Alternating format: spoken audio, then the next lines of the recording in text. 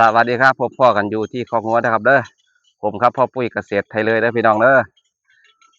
งัวตัวนี้เป็นงัวพ่อพันธุ์นะครับเด้องัวพ่อพันธุ์คุมฝูงอยู่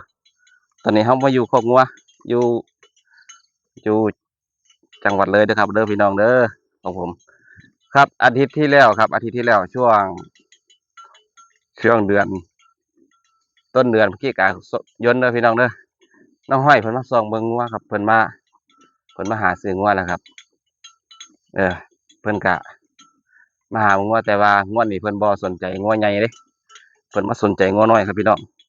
ผมก็บ่รู้เป็นหยังได้ยินแต่ข่าวเขาว่าราคามันขึ้นแท้บ่ผมก็บ่รู้เนาะได้ยินแต่ข่าวได้ยินแต่ในโลกโซเชียลเพิ่นจักแม่นบ่แม่นเนาะได้ยินเพิ่นเว้าทีแรกเพิ่นก็แต่ก่อนมันก็สนใจแต่งัวใหญ่บัดนี้มันมาสนใจงัวน้อย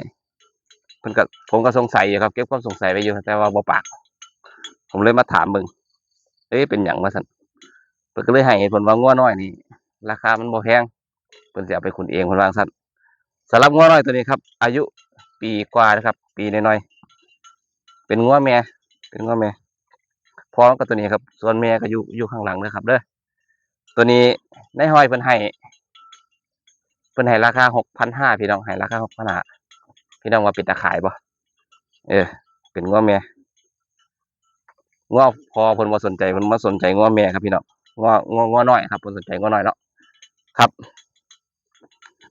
พี่น้องว่าเป็นตาขายบ่งัวน้อยตัวนี้